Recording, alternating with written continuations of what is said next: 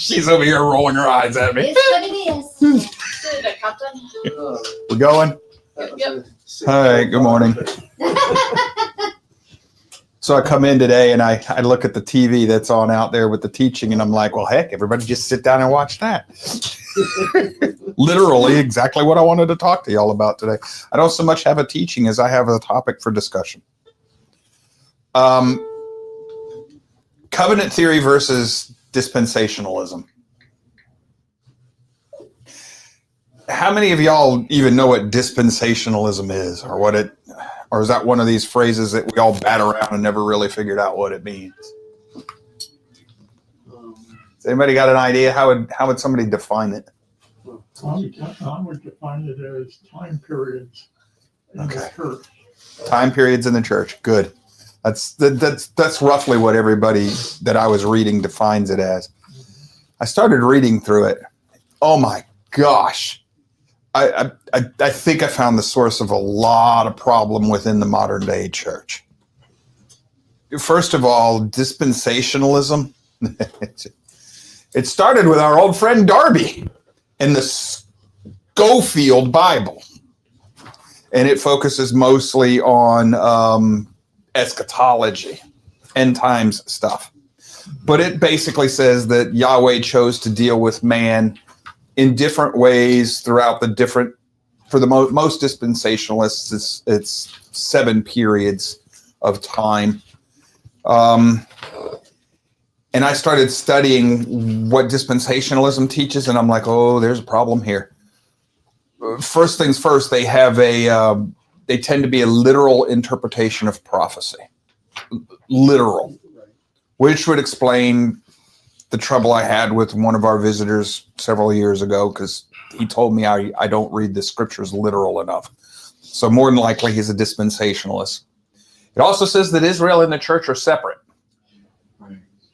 Okay.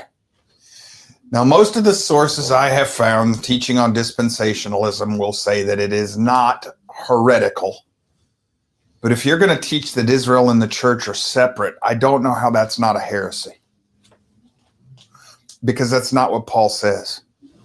And that's not what the prophecy of the new covenant in Jeremiah says. But even worse than that, they say basically the church replaces Israel. Well, some of them do, but if you read their online descriptions, they don't say that directly. They say Israel is set aside and will be restored later in time. But in the area where we're living, the new covenant, it's all about the church. And when I was reading dispensational description, I got the distinct impression that that's a distinction without a difference, that they put that in there just to make themselves sound like they're not Israel bashing. Judah, well, they also don't understand the difference between Israel and Judah, but very few people seem to. But they basically say that Yahweh's promises to Israel will be fulfilled, but they have nothing to do with the church. They're independent of the church. So they're saying that that's a millennial reign fulfillment, and that is the nation of Israel, the people of Israel, won't come back into play again until the millennial reign, the last dispensation. That's how most of them describe this. I seem to think that for me, this seems to be a little heretical. I don't want to get into too much detail of it because there's 7 dispensations. You have the period of innocence, which is Adam and Eve. And after that, after the fall, up till Noah, you have the period of what they call conscience. Everybody lives according to what they think is right. And then after that, you have the promises, which is the patriarchs era around Abraham, Isaac, and Jacob. Then you have the dispensation of the law, which is Moses up to the cross. And then grace. And finally, you'll have the Messiah's reign. Well, that's 6. And then the 7th dispensation, I guess, is the new earth, the new heaven and new earth. Bless you. In reading through this, and I don't know how much any of y'all have, whether you've even bothered to look at some of this, but the dispensationalists don't They don't match Scripture.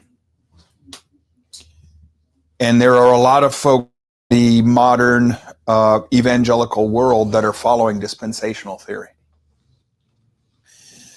But now on the other side of it, we have covenant theory. Well, most of us in here are a little more familiar with covenant theory. And that was what was being taught on the TV when I came in today, is that they were going over the covenant theory and how Paul was explaining it in the book of Romans. How many of y'all have actually bothered to study covenant theory or the covenants of the Scriptures? I mean, actually study them. Have any of y'all done that yet? Kind of.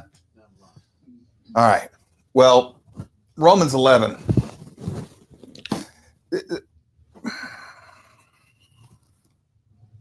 I apologize. I had a better idea how to handle this class today before I came in and realized that Holy Spirit was ahead of me today on the TV, and it kind of messed up my thinking because it's got me evaluating in my head, and I've gotten old. I can't run those two conversations side by side anymore. I apologize. So Romans 11, Paul says, I say then, has Elohim rejected his people, meaning the Hebrews? May it never be. I might have to send somebody out into the other room to check on that. I got a feeling that I just elicited a laugh, but I don't know if it's just visiting out there again.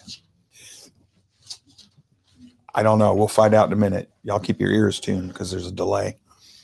Say, may it never be, for I too am an Israelite, a seed of Abraham and a tribe of Benjamin. So Paul's telling us he's still an Israelite. He's still of Israel. And it says, Elohim has not rejected his people whom he foreknew. Or do you not know what Scripture says in the passage about Elijah, how he appeals to Elohim against Israel? And it says, Adonai, Lord, they have killed, or Yahweh, they have killed your prophets. They have torn down your altars, and I alone am left, and they are seeking my life. But what does the divine response say to him? It says, I have left for myself 7,000 men who have not bent the knee to Baal. And in this way, then, at the present time, this is Paul writing, at the present time, a remnant, according to Elohim's gracious choice, has also come to be, a remnant of Israel. But if it is by grace, it is no longer of works. Otherwise, grace is no longer grace. What then?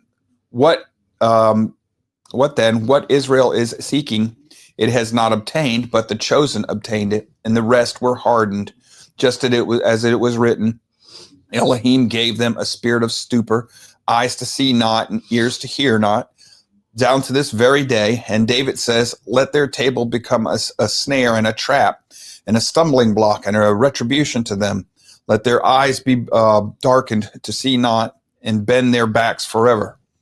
And then in verse 11, it says, I say then, did they stumble so as to fall? Meaning here the Israelites, may it never be. But by their transgression, salvation has come to the Gentiles to make them jealous, to make the Israelites jealous. Now, if their transgression is riches for the world, and their failure is riches for the Gentiles, how much more will their fulfillment be? But I am speaking to you who are Gentiles. Now, this is important with Paul. He will tell you who he's talking about if you pay attention, or who he's talking to. Inasmuch then as I am an apostle of the Gentiles, I magnify my ministry if somehow I might move to jealousy my fellow countrymen and save some of them. He's talking about Israelites. For if their rejection is the reconciliation of the world, what will their acceptance be but life from the dead? And if the first piece of dough is holy, the lump is also. And if the root is holy, the branches are too. So real quick, he's talking about the Israelites being rejected. But was the house of Judah rejected? I cannot think of any place in Scripture where the house of Judah was rejected by Yahweh anywhere. They were exiled, but they were brought back. They were never given a divorce, so I don't see where they were rejected anywhere in Scripture. The house of Israel was. We know that. So when Paul is talking about the Israelites here, is he talking about all Hebrews, all physical descendants of Jacob, or is he talking about the house of Israel? I honestly don't know. Or is he talking about the restored house of all Israel, where Judah has come back to join in with the house of Israel, and the two sticks have been put back together, which is what I think he's doing here, because that's the new covenant would initiate putting those two sticks back together. That would start the process. So I think that's what Paul's talking about here. But he picks up again in verse 17. But if some of the branches were broken off, some individual Israelites, and you, being a wild olive, were grafted in among them and become a partaker with them of the rich root of the olive tree, do not boast against the branches. So the branches are going to be individuals within the tree being the body or the kingdom, and the root being Messiah in the word of Yahweh, the covenantal promises in the Messiah. He's talking to Gentiles. He's already said that. So the Gentiles are grafted into the olive tree. What is the olive tree symbolic of in the prophetic language? Israel. Yeah. The people and the kingdom, depending on how you're using it. Yeah. So if you're grafted into the olive tree, where do we get the idea that the church is separate from Israel? Where's that come from? It says, but if you do boast against them, remember that it is not you who supports the root, but the root supports you. And the root we know is Messiah.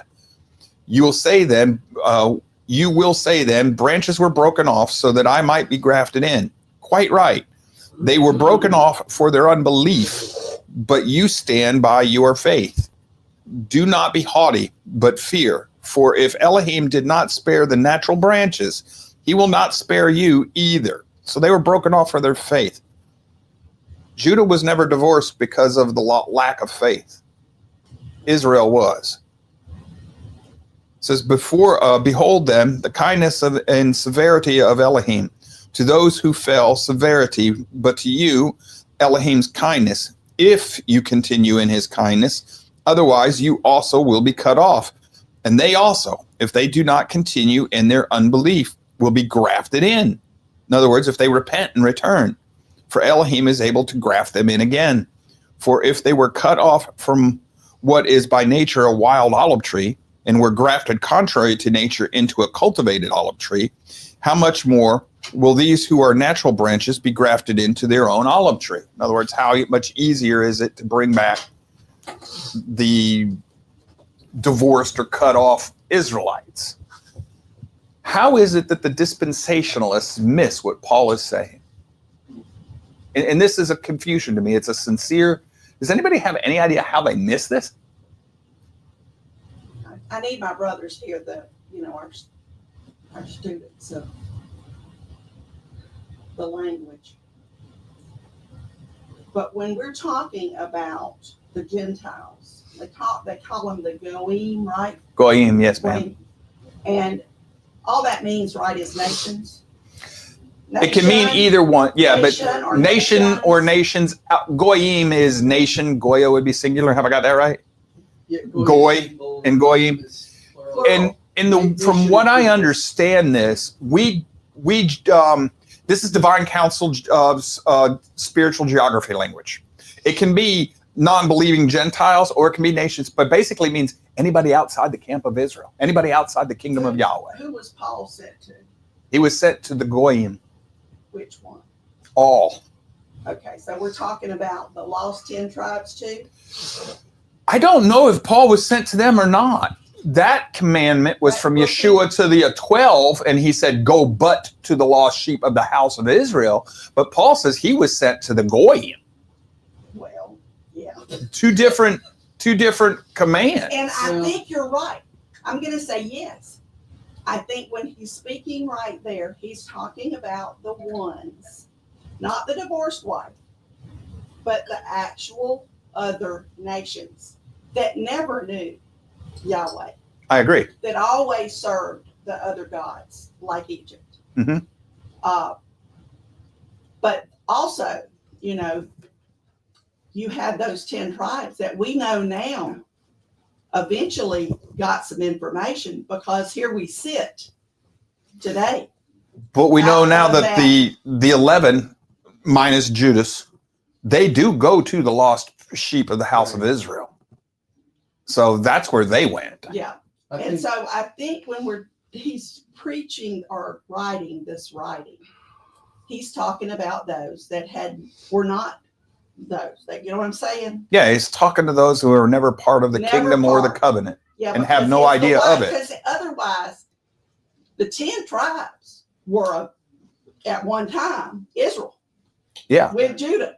So he can't be talking to them. No, because they're cultivated Because it olive says branches. the wild branch. Yes, that's And how much easier it would be to graft in the original than the wild. and he just said that if they'll repent, Yahweh will graft them back in. And I think sometimes that's where that Yeah. little bit of disturbance in our brain comes from. Because you come right out of, the believers came out of Jerusalem. Yep, the word goes forth from Jerusalem. From Jerusalem. And I think Paul's primary mission, yes, was to the Gentiles, but in his preaching and stuff, I believe there were within those assemblies, there were those that were part of the 10 tribes as well. I mean, in that situation, I think it'd be hard to avoid them because they were scattered throughout those nations. Well, so. But that particular spot right there, don't you think it would have had to be? But in what he's Well, the talking answer's here, in the he's next talking about verses. the Gentiles. You know. And you have to do this one in Hebrew, not Greek. It's verse 25. And we all know this, but most of us miss what's going on here. It says, "For I do not want you, brothers, to be uninformed of this mystery, so that you will not be wise in your own estimation, that a partial hardening has happened to Israel until the fullness of the Gentiles has come in." Well, that takes you right back to Genesis 48. And if this is in Hebrew, this is company of nations. It is the exact same Hebrew phrase.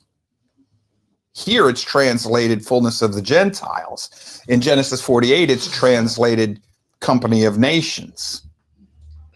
But it's the same Hebrew words, the exact same Hebrew words. So what he's telling us is this is not going to happen until the fulfillment of the prophecy, the total fulfillment of the prophecy of Joseph. So this tells you you're talking about a northern divorced kingdom. Okay. And the Gentiles grafted in. So why do the Gentiles have to be grafted into the northern kingdom and not to Judah? Because that's where the birthright lies and the promises. That requires what type of thinking? Dispensational or covenantal? That requires covenant thinking. So I've been sitting here the last 2 days racking my head over how it is that this dispensational theory that's predominant within the visible church today, both Catholic and Protestant. Why? And it dawned on me. Their biggest thing is replacement theology. The church took the place of the Jews, of the Israelites. And to them, Jew and Israelite are the same group of people. Not if you read your Old Testament.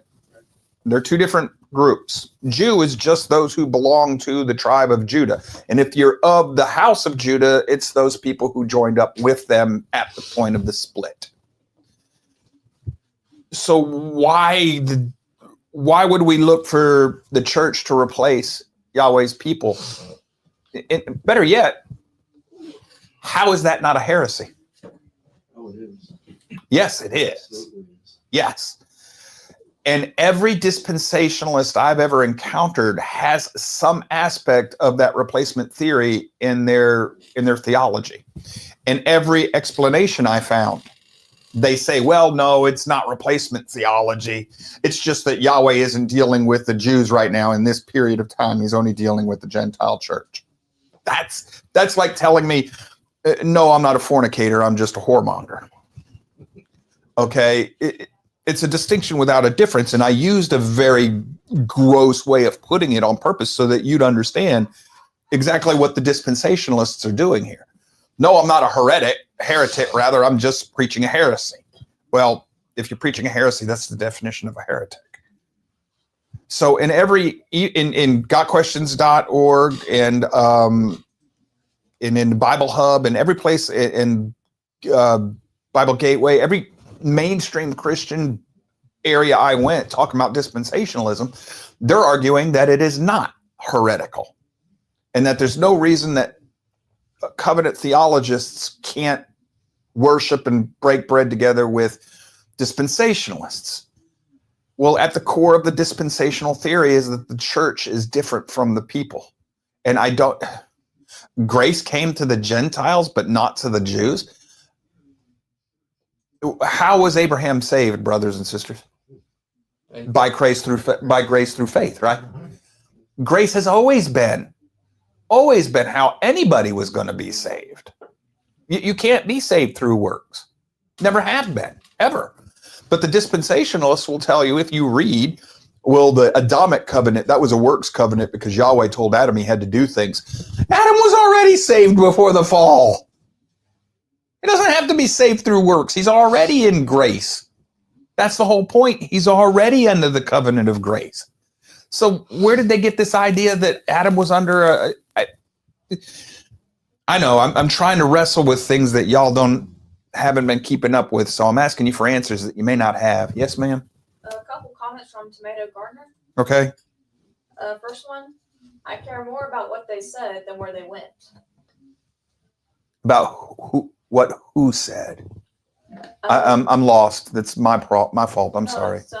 It was a couple of minutes ago, so it's probably my fault for time. Probably when they were talking about going to the Jew or Yes, the I think that's what Gentiles it was. versus the 10, Okay. 10 tribes. Yeah, okay. If that's the case, then yes, I understand that, what they said rather than where they go. I get that. But the groups of people they go to is that's informative as well, though. You have another comment? Yes, more recently. Would you want the bread of life or dollars? Oh, bread of life, yeah. But I don't know how that comes into what I was hoping.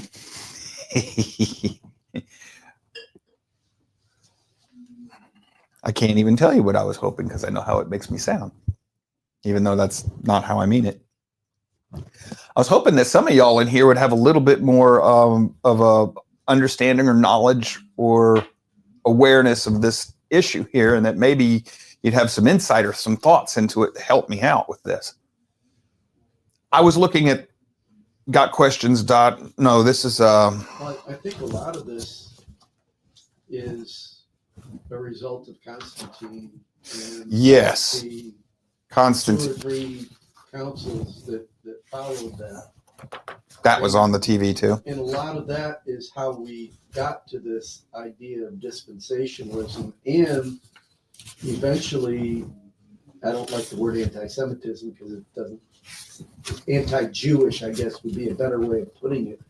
The anti-Jewish sentiment that came into the church after the last council, and there were actually laws that were put in place that, and a lot of persecution of the Jews ensued, and a lot of persecution of the Christian church that still followed the way came about because of that. Yes. And I think that's what we're fighting here is that's how this all came to be, in this idea of dispensationalism, because they were separating themselves from the Jewish aspects of the way and creating their church organization and philosophies and ideas of man, if you will. I mean, that's the way I look at it. All right. That's that helps. That's an excellent comment. This gets us into something that, let me see if I can express it in a tactful way, because in my mind, I understand exactly what I'm trying to say. I don't know if I can do it in a way that, if I was just being me, it's easy to say. There are other people listening who don't know me as well as some of y'all do. There's a tendency in the visible church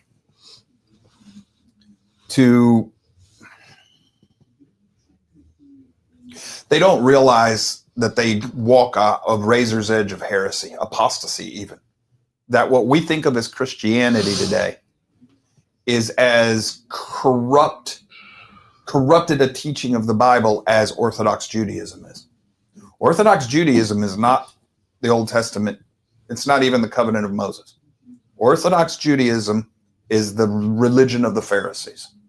And we can trace that. Okay, there's a constant line all the way back to the Pharisees. We can see what they were doing. And the rabbis even claim authority over the scriptures. that they can speak for the scriptures now, and they can correct the scriptures, and they can add and take away from, which is that's a direct contradiction of scriptural command. Yes, ma'am. Comment from Joshua. Okay. Could this not be part of the changing of times and seasons? I think it is. Yes, he's going back to the prophecy in David. Definitely changing of the Torah. Book of Daniel, rather. Yes, it's a changing of the Torah. And if I'm not mistaken, Josh, what you meant is of the times in law. Right. And that's what I think Christianity is, but it's also Judaism. Mm-hmm. Don't forget, it goes in both directions. Judaism doesn't change the Moedim, but it does corrupt the Torah. Right. Christianity does both. It changes the Moedim, and it throws everything out. It replaces the seventh-day Sabbath, and it just throws the rest of the Moedim out with the bathwater and replaces them with clearly pagan days. But it also changes the Torah. And they're both apostasies. It's just to the right and the left of the way. And you can't get folks to see this. But now I am not as prepared to condemn Christianity and all Christians as apostates as a lot of folks. This is one of the problems I see in the Hebrew Roots movement. They're real quick to do that, but then they run over here to the apostasy of Moses. And it's not that Moses was the apostate. It's that the law of Moses, as we understand it today, is an apostasy. Okay, the way they follow it, and so people leave Christianity and they go back to the other apostasy. You didn't stop in the middle. Okay, and try as I might, the two groups can't see what I'm trying to tell them. Never have been able to, or I haven't found a way to get through to them yet, or maybe they don't want to hear. So I'm reading, and I come to this one. It's Christianity Today. And they've got this article on covenant theology, what every Christian needs to know about covenant theology. Yes, ma'am? We don't go far enough back. When Messiah came, what happened is we're now under Melchizedek. Yes. We are king. He is going to be king and priest. So the way it was set up before, it was Levi and Judah. Priests were out of Levi, kings were out of Judah. Now we're going backwards to the time of Abraham. Yes. In the Torah. Am I not right? You are. Okay. But you have to keep going. And I wrestled with this. There's something else missing from everybody. When I went through the criticisms of covenant theology, the people who were criticizing covenant theology showed me they don't understand covenant theology. But they were right about their criticisms, because most of the people who support covenant theology have missed something, and they don't study. Nobody seems to be doing this the way they should. And it's very easy. What you're talking about is here. Let me try to explain this. When we understand that there are many different forms of covenant in the Bible, and that some of them overlap, you are under the order of Melchizedek, but that's not a covenant. That was just the way the Torah is taught. What we've gone back under is grace, but grace never went away. That was a royal grant covenant. Royal grant covenants are forever and ever, amen. And as long as you stay in proper relationship with the king, with the sovereign, you always get the benefit of the grant. Well, if you have been faithful to Yahweh since the time of Adam till now, you've been under that covenant the entire stinking time. That explains. So the covenant with Abraham and the covenant with Moses are on top of, or rather yet, underneath the royal grant grace covenant. That's right. So yes, Yeshua did restore an older covenant. He restored the grace covenant. He didn't restore it. It never left. Exactly, Right, but right, he yeah. put the people who had separated from it back under it. Now, when the northern kingdom was given a divorce, they're no longer under the covenant of grace. They're back with the Gentiles. Okay, and then when the covenant when everybody was put under the covenant of Moses, that was a Caesarean vassal covenant. That when you break that one, you can't restore that. It's done. It's toast. But the Moedim, they were in place before the Caesarean vassal covenant at Sinai. So that goes back to covenant like with Noah. That's a royal grant covenant. That's a royal degree covenant. So, and what does he say? He says, if you're my people, my Moedim are forever and ever, amen. Well, which is why we see him in the let's go eternal higher kingdom. than that. Yahweh's got it all covered. Yes, he does. And what's going out there with our brothers and sisters that we came out of is Yahweh business. He's got them blinded. It says in the word that they are blinded. And The house of Israel's partially blinded, but the Gentiles have been totally blind. Constantine. Yes. That's when it was declared.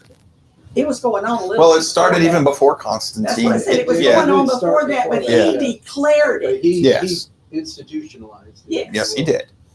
And that's why the Byzantine, the eastern part of the Roman Catholic, not Holy Roman Catholic that we think of as Catholicism today. Remember, at the time of Constantine, there were 5 Catholic churches. Catholic just means universal, but there was one centered in Rome. The eastern part of that, the Byzantine Empire, they didn't follow Constantine. It took almost 1,000 years before they came under control of the Holy Roman Empire, Roman Catholicism. It wasn't until the Ottoman Empire crushed the Byzantines in 1200 something. It wasn't until Islam finally slaughtered that group of believers that those Christians fell under the control of the Holy Roman Empire's Catholic Church. Up until then, they held out, and they were much closer to the way than we are now. But what I found when I started looking at the covenants, and even the good sites I found about covenant theology, they write that, well, the covenants can't be mixing up with each other. That's exactly what they do. Yes. It's exactly what they do. The Noahide covenant, that's an everlasting covenant. Abraham's covenant, it's an everlasting. These are royal grant covenants. The Mosaic is temporal and it's time bound because it's a Caesarean vassal covenant. The Davidic covenant is everlasting. The Messianic covenant, they're everlasting. Those are royal grant decrees. And some of the other covenants in there, when we see conditionals, it tells us if you'll do this, then this is what you get. If it gives curses and blessings, that's a conditional covenant. If you break it, it's done, it's dissolved. But if it says, if you'll do this, then I'll give you that, and it doesn't give you a curse, that's a royal decree covenant. Well, what that means is if you fall out of relationship with the sovereign, in this way, case Yahweh, you lose the enjoyment and the benefit of using or having or enjoying whatever was promised. But as soon as you're back into relationship, you get that back. The land was promised to Abraham and all his descendants. So when Israel was scattered into the nations, who did the land belong to? Well, they didn't have the enjoyment of it, but they still had the covenantal promise. So as soon as they got back in relationship with Yahweh and he cleansed them, they're back in the land again. Well, guess what? That same promise applies to all of the Northern Kingdom descendants as well, and to everybody grafted in. So, hold on just a second, Caitlin. I like the way that Heiser talked about David in relationship to the covenant of grace specifically, that, even though he committed, serious atrocities, up to and including murder. Yes. He still, I believe, is in the kingdom because Yahweh forgave him because he did not waver from trusting in Yahweh. Which means he stayed in relationship with Yahweh on the grace covenant, the royal covenant of grace. I give you citizenship in my kingdom as long as you maintain relationship with me. Yeah. Did you have something? Question from Amy Gass. Yes. Are the Eastern Orthodox of today still separated from Rome? My understanding is yes. Best I understand it, yes. They've got very different practices. They'll look a lot like the Roman Catholics, but there's a lot of arguments there, especially if you're talking about Greek Orthodox versus Russian Orthodox. Those two are very different from Rome, my understanding. So could be wrong. One of the other things I found when I was looking at the covenants, they do mix with each other, but we also miss something else. One of the criticisms is if the Bible was covenant theology based, like people want to treat it that way, said, well, why doesn't the Bible tell you what type of covenant it is? because that was their That's way. the air they Yeah, breathe, yeah, man. They don't have to tell you. You Yes. recognize it. Yes. Which is why a lot of us miss after the fall. What does Yahweh do? Makes them clothes, right? How do you get clothes? He slaughtered an animal to make them clothes. Yeah. If you're an ancient, you automatically saw a blood covenant sacrifice. Blood covenant sacrifice. So they went back under a blood covenant. Does anybody know what blood covenants, how they work? Blood covenants have to be constantly renewed. This is why you're constantly sacrificing. It has to be renewed. It's a covenant of servitude. That's a covenant of servitude. So it's a service covenant. Anybody know anything about a salt covenant? Is that the friendship? It's one? friendship covenant. Friendship. It's breaking of bread and having a meal. When the three men come to meet Abraham, and he brings the meal out to him, up until that point, Yahweh has never called Abraham a friend. Abraham has been under the blood covenant. By the way, what is circumcision? It's going to be representative of a visible seal, but it's also going to be representative of a blood covenant, which is why Moses' wife threw the foreskin at him and said, "You are a husband of blood to me." Yeah. She's talking about blood covenants. Yep. This would echo with the original audience. So after you share a meal with somebody, that's a friendship covenant, even if you're enemies. Well, guess why you're not supposed to marry the Canaanites? Because part of arranging the betrothal is to share a meal together. So now you've just bound yourself to people who are natural enemies of Yahweh. You just divided loyalty. Yeah, that's true. Covenantal. And these covenants in their time were so great that you died before you broke them. Mm. Okay, because the covenant, the whole point of killing the animal is to say, and walk between it, you're saying, if I break the covenant, let happen to me what happened to this animal. Well, how many people walked between the animal, the two sides of the animal, when Yahweh made the covenant with Abraham that night when Abraham was asleep? Only Yahweh. It was just Yahweh. Or was it? Mm-hmm. There was a pot and a flame. There were two different symbols. Which two Yahwehs walked between there? Yeah. Well, Well, yeah. But it was Yahweh that swore it alone. Well, if you swear it alone, it must be, if you understand covenant, the covenant system, the only person who can make a covenant and swear by themselves is the sovereign. Otherwise, a covenant required the other party involved and witnesses. So the only covenant that could be made with Abraham, that was a royal grant. Well, the sovereign can never take back that which he gave. That's how the covenants work. If he does, he has to kill himself. Yahweh can't die. So I guess he can't ever break that covenant to Abraham. So as long as Abraham and Abraham's descendants stay in accord, in a hesed relationship with Yahweh, they enjoy the blessing of what was promised. As soon as you break that relationship, you're spit out of the land in this case. Well, if the relationship is grace, as long as you are in relationship with Yahweh, you're covered by grace. So as soon as I understood how these covenants actually work, all of the criticisms I'm reading were all screaming at me, you people don't even understand what you're talking about, whether you're for or against the covenant. You don't understand what you're talking about. You haven't studied it enough yet. There's another one, threshold covenant. I'm still wrestling with this one.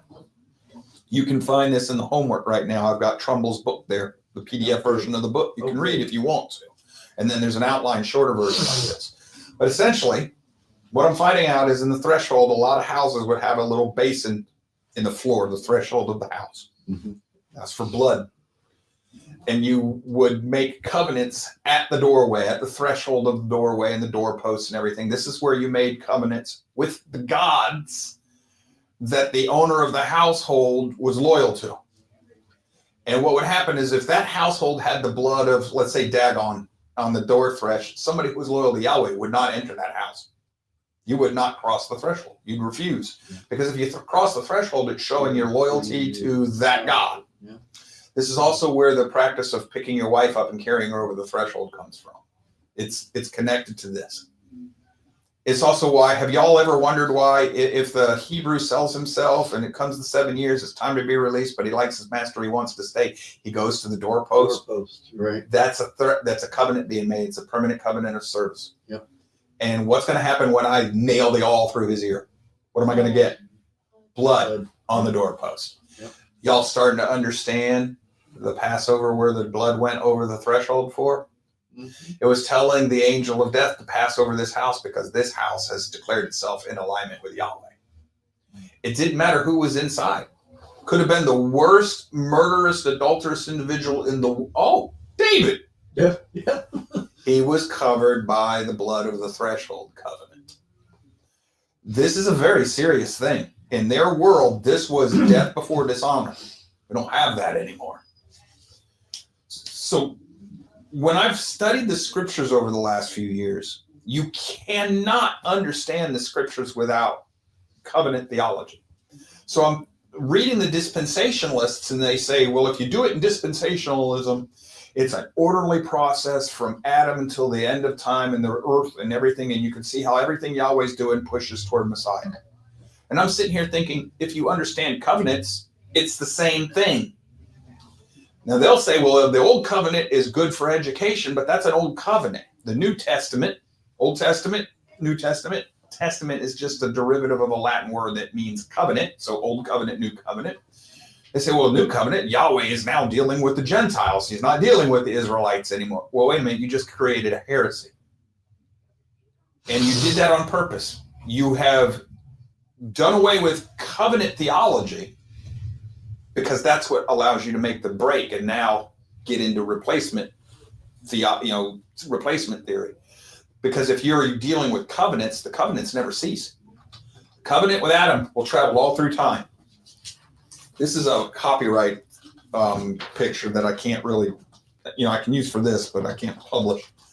The covenant from Adam is from Eden to New Earth. Then here, this is the Noahide covenant. This is going to be from Noah to the New Earth. Then on this one is that's the Abrahamic covenant. It goes, and these three covenants are running consecutively. The Davidic covenant runs consecutively to the New Earth.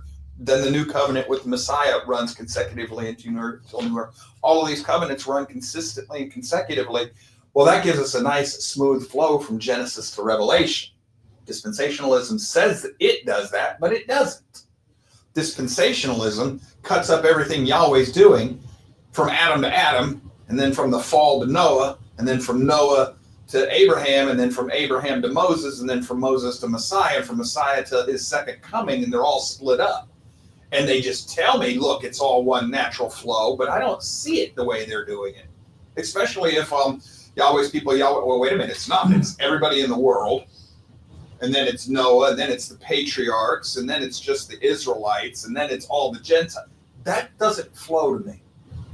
You're picking and choosing who you're talking to at all these times. What groups of people, and they're not all consistent, and they're not all dealt with equally. Well, that breaks with Yahweh's word that he's not a respecter of persons. So every way I have been able to parse this dispensationalist theory, I come up with heresy. And why would the name Darby and Schofield, not Schofield, but Schofield, why would those two names ding, ding, ding in my head? Because of the Bible, that they Right, but keep, with it. and the commentary with it, but keep going. What's that connected to? You've read the book several times now. It's not ringing in your head? This is where we get the Tim LaHaye Left Behind version of eschatology from, those two yuckles. Yeah, no, that's true. They developed this theory of dispensationalism to support their idea of eschatology. Yeah. So if you show me the men who started it and the time they started it and why they started it, and you can't show me any biblical foundation for it, and you can't show me any history of it in the church's forefathers back to the time of the Messiah, Joe's got a tendency to toss it with the bathwater because it's garbage to me. It creates heresies in my mind. But it does help me answer some things. Now I understand where these brothers and sisters get this literal interpretation of prophecy from. And in reading this, they say, well, that's the best hermeneutics, is you just gotta allow for figures of speech and everything, but otherwise you gotta read it literally. So I'm looking for a 7-headed beast with 10 horns to be roaming the earth. They got no problem with that. God can do that if he wants to. I've got a problem with that. That is not what Daniel was told the beast represents. He was told that the imagery represents a nation or a kingdom. and that the horn is a source of power, a seat of power, either a person or a throne. So now I understand a little bit about the dispensationalists, where they're getting this from. It's bad teaching. I mean, Darby and Schofield and those gentlemen, they were not enough seminary trained people, in this case, in the Protestant movement. Their scholarship was bad. They were fascinated with an idea of end times theory, and they've created a religion around it. And it's a cult of Christianity. It's a subculture, but it's so widespread it predominates evangelicals now. And you can't talk to them anymore because they've got that in their head, and they'll read some of these things like I'm reading, or what is covenant theory, and they'll say, well, you're not covering this, and this. It's, yeah, it does cover it if you understand all the different type of covenants. Like an inheritance covenant, that's called a sandal covenant. Well, where do we see that in the scriptures? Boaz was the next in line after the man at the gate. He was the first in line. For what? Well, folks, the inheritance right for Ruth. She was an inheritance right because why? Well, she was the wife of a family member. So he's got a duty to marry her. Well, what did the guy do when he said he didn't want to marry her? What did he give Boaz? Sandal. He's doing a visual, physical representation of passing the inheritance right that everybody can see. Y'all know about the boundary markers in the Bible, right? Where they pile stones to mark boundaries. Well, if that was the land boundary of your land, they would put old, worn-out sandals under the rocks to show you that that boundary marker was a property or an inheritance marker, rather than just a marker to some divine encounter or a covenant or something else. It showed you it was an inheritance marker. And what does Yahweh say about people who move the boundary stones? He condemns them. Yeah, he condemns them for moving boundary stones. Well, he's talking about inheritance boundaries, moving the boundaries of the land. One thing we tend to skip over when we're talking about Boaz and Ruth, it involved a lot more than that. Her marrying him. It involved the fact that Naomi's land, her husband's land, went with her Ruth. daughter. Yeah, Yes, that all went with him. It wasn't just the wife he got he got the land. the estate. Yes. So it's all connected to inheritance. Right. Also, I've been thinking about the covenant theology, dispensationalism, and of course I, for many, many years, said I followed dispensationalism. Then if somebody brought up something I didn't agree with, I said, well, it's wrong on that area in general. In other words, it was laziness in studying to find out what the answer was. And the bad part is when you study, I would say 80%, maybe more, of everything you're going to find is pro-dispensationalism. You go to a seminar somewhere, seminary, that's what they're going to teach. And so people don't know, and they do find areas say, well, there's problems here, but I just kind of throw that in the background and ignore it. Excellent. But now let me show you why I throw all of dispensationalism away like this. Everything about dispensationalism hinges on the fact that Yahweh has chosen to deal with the Gentiles in this period of age under the new covenant. To whom was the new covenant promised? In Jeremiah and Ezekiel, who is the promise made to? The house of Judah and the house of Israel. Are they Gentiles? Your foundation of dispensationalism just went out the window. It was not made to Gentiles. And most people to start with wouldn't know to look there. Nobody would be told that. I never had anybody ever tell me. Actually, the word covenant theology I may not have heard except very seldom. And usually with the negative terms if I heard anybody make a reference to it. The other thing I love is I have to read it. If I'm a dispensationalist, I have to read it literally. How many times can I find the Hebrew word berit in here? Covenant. Many, many, many times. Where do I find dispensationalism in here? You won't. You don't. Yes, ma'am. I think at the heart of the issue is, one, we don't actually study the whole of Scripture. And I say we, I mean like in general. Yes. usually we're taught, only study the new, or in some cases maybe just the old. We don't swallow it whole. And second, I think there's many of us have been taught wrong. Many of Yes. these teachers, they don't understand it themselves, Yes. or they just don't want to dig into it, or it could be even more nefarious where they might see it and they just don't want to follow that way, so they just go and do their own, I'm going to give grace here, and I'm going to say what happened is this theory caught on. It got into the seminaries. It's been taught from preacher to pastor, from teacher to teacher, and now this is what's taught in your churches. And because my pastor said it, must be true, and nobody wants to be a good Berean and go study it. Right. And when I say more sinister, I mean like, Oh, there are Higher, people who higher, know higher that. up. Yeah, there are people who know they are intentionally lying. There are, right. but we, unless they admit it or do something that makes it very apparent that they're lying, we got to be careful about judging that. Exactly. Calling somebody a liar without absolute proof is not a good thing to do. But the dispensationalist idea, I mean, right there in the very word, new covenant.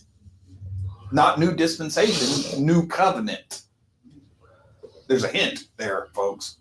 And when I was reading the description of their theology, they keep coming up with covenants. But they go, well, this covenant was in this dispensation. And it doesn't travel. Yes, it does. The covenant with Adam, according to the dispensationalists, that only covered from Adam to Noah. Wrong. It says it's an everlasting covenant all the way to the end of time. According to the dispensationalists, the covenant with Noah was from Noah to Abraham. Are there still rainbows in the sky? No. Well, I guess that covenant's still in place. And then the covenant with the patriarchs was just from Abraham to Moses. Does Israel still have the land of the Holy Land, or at least parts of it? Yep, they do. At least the house of Judah does. So that's an everlasting covenant. Yeah. I don't know, brothers and sisters. It's just that I see this everywhere I look nowadays, that Yahweh's people,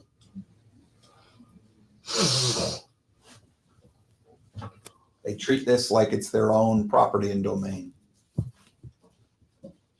There's no reverence in it or for it, and there's no fear of it, and there's no attempt to understand it from cover to cover and swallow it whole.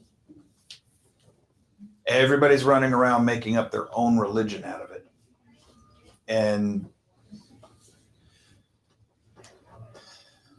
the good soldier in me doesn't know how to deal with folks like that, other than to relieve them of duty. And like William says, I'm not supposed to be making those appointments just yet. Problem is, too many sit around and they never crack the book open, and they listen to what someone who supposedly has a good education on it is telling them. And sometimes that causes us to miss the mark way off. And lest somebody accuse me of doing that, I at least post all my homework for you. If you go to the We Who Are Lost or to the old show notes on the Road to Concord, you're going to find all the links of what I'm studying, even the stuff I disagree with. I put the stuff I disagree with up there, and a lot of times I'll tell you, be careful with this mess. Although I will. 119 Ministries has a teaching on the threshold covenant. If you go run across that one, until you understand covenants very, very well, don't watch that video or read that teaching, please. I'm going to send them an email. I'm going to tell him to pull that thing down, please, and start again, because they mix 4 or 5 different types of covenants, and they teach them all as part of the threshold covenant. It's not how the covenants work. It's not how they work. And when you mix these different type of covenants up, you will get muddled thinking, and you'll get obligations and punishments that don't necessarily apply. So you can mess up Yahweh's plan in your mind, and that can lead you to heresies very quickly, very easily. Case in point, in their teaching, they mix up grace, covenants of grace, which is a royal covenant. They mix up the salt covenant with blood covenants, and they call them all three combined a threshold covenant. They're not the same thing. The threshold covenant is a form of blood covenant. It's got nothing to do with salt covenants. It's got nothing to do with royal covenants. It was made by people, and sometimes by a person to their God. Well, you can't bind Yahweh. So if you made a covenant with Yahweh, you can't bind him. You can bind yourself to the covenant, but you can't bind Yahweh to the covenant. So that's not a royal grant covenant. So, and if you don't know the covenants, you won't see what they did. I don't think they see it. To be fair, to be gracious to them, I don't think they've done enough studying on that. Or they were studying in places they shouldn't. This is where my work with Walton and a couple of other people comes in play, because I've got some really thick, expensive books on the ancient Near East, and they've got sections in there on ancient Near Eastern covenants. Covenants in Egypt, covenants in Mesopotamia, covenants in Canaanite lands. In general, they all have commonalities. But the Hebrews' covenant was very different because they were monotheistic. So the way Hebrews look at covenants is different from the rest of the way the world does. 119 Ministries missed that, and that's a big difference. That's crucial. So be careful with them. Like I said, I've got a love-hate relationship with them. When they do it well, they do it so well. When they do it wrong, it's the hiss of the snake, because there's just enough truth in it that if you don't already know better, it'll lead you wrong. It breaks my heart, but we're all trying. At least they're trying. I'll give them credit for that. Just if you go there, be careful with that one. That's why I didn't post that one on there. I don't want folks that don't know what they're doing or how to check running into that teaching, because that one there is real. I honestly think they didn't do enough homework yet. I think they started and they stopped too soon. So I don't think that was intentional. I think it's an honest, sincere mistake. And it probably comes from their reference sources, which, like Ray was saying, a lot of what you read nowadays, you got to dig around to find the good stuff. And most of what I end up with is I learn it in my books, and then I find the sources online to help teach others in a more condensed, easier manner. Because if I tell you, hey, here's the book, and you go 900 pages on the ancient Near East, no thank you. It's exactly what's going to happen. You're not going to get anywhere with it. So questions or comments? Not much of a teaching today, more of a discussion. I know that. Why is it important, though? You have to be aware of what's going on within the body of the Messiah, different forms of thinking. It's part of learning how to be discerning. Otherwise, you're going to run into people who can seduce you to the dark side, so to speak. And you won't know why or how. You said not much of a teaching today. Sometimes part of teaching is shutting up and listening. I also will go make a comment on that also. When you discuss things with people, it helps you to better understand what you believe by listening to yourself say it. And that's one reason I think it's so important when you're talking with somebody else is to let them finish, because it helps them. Yeah, you may know what they're saying and where they're going, but they may not. And they need to say it themselves. And then when you answer them or give them other ideas, it fits them a lot better. For everybody else's edification, that comment lives rent-free in my head ever since I met Ray. He gets in the way of my mouth a lot, too. Boy, what a shame. Yeah, try that. You might knock over some monitors in progress. I know I'm a tanker, but I do know how to use indirect fire. Up and over. Well, crud, I have to build me a dang shelter back here. Dadgummit, you gonna make me have to get in the way, ain't you? You have to stand up. All right, that's all I don't have have the today. knees for that.